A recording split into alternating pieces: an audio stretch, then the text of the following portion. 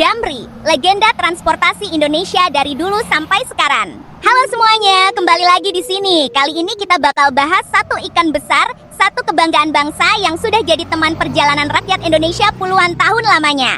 Siapa lagi kalau bukan bus Damri?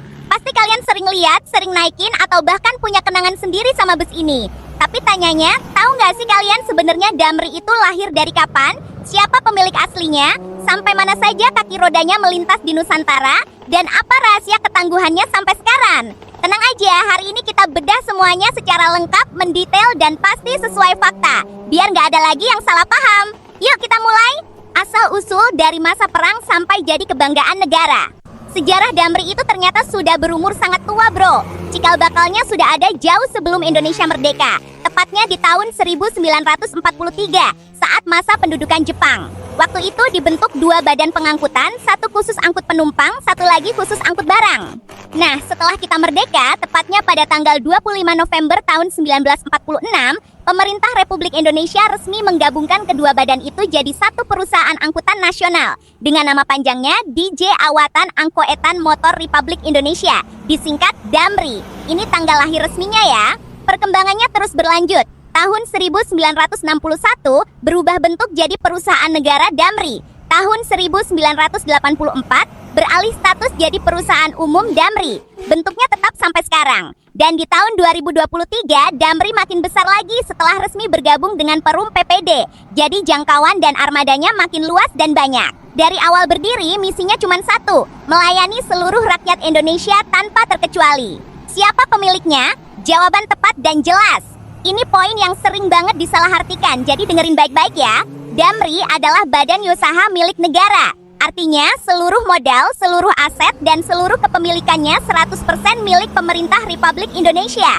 Dikelola langsung di bawah naungan Kementerian Perhubungan. Bukan milik perorangan, bukan milik pengusaha swasta. Jadi keuntungan maupun pelayanannya murni diperuntukkan bagi kepentingan dan kesejahteraan masyarakat luas. Ini fakta mutlak, nggak ada tawar-menawar. Jangkauan rute dari ujung barat sampai perbatasan negara. Kalau ditanya, sampai mana sih Damri bisa melintas? Jawabannya, ke seluruh penjuru Nusantara, bahkan sampai ke luar negeri. Coba lihat rincian luasnya jangkauan ini. Mencakup seluruh provinsi, ada di ke-34 provinsi di Indonesia. Mulai dari ujung barat di Sabang, Pulau Besar Jawa, Sumatera, Kalimantan, Sulawesi, Bali, Nusa Tenggara, Maluku, sampai ke ujung timur di Merauke, Papua. Semua terjangkau. Jenis pelayanan lengkap, angkutan kota, mengantar warga beraktivitas di dalam kota besar maupun kota kecil, akap, menghubungkan kota-kota antar pulau, bikin jarak makin dekat, angkutan perintis. Ini kehebatan utamanya. Damri satu-satunya yang berani masuk ke daerah terpencil, daerah pegunungan, perbatasan negara, atau jalanan rusak yang angkutan lain nggak berani lewat. Tugasnya membuka akses warga. Layanan khusus, antar jemput bandara, angkutan karyawan, wisata, sampai angkut barang juga ada. Rute lintas negara. Nggak cuma di dalam negeri, Damri juga punya rute resmi ke luar negeri. Contohnya, Pontianak Kucing Sarawak, Nunukan Tawau, dan rute perbatasan resmi lainnya. Benar-benar bus yang tiada jalan yang terhalang. Ciri khas yang wajib kamu hafal, biar nggak salah di video. Nah, khusus buat kamu yang suka bikin konten atau kenali ciri aslinya, catat baik-baik. Warna dan tampilan, dulu ciri khasnya putih bersih dikombinasi biru tua. Sekarang sudah ada wajah baru, putih dengan garis dinamis warna biru dan kuning. Lebih modern tapi tetap gagah. Posisi pintu belakang tetap di sebelah kiri badan bus, sesuai aturan lalu lintas Indonesia. Ini poin krusial, jangan sampai terbalik ya kalau lagi gambar atau edit video.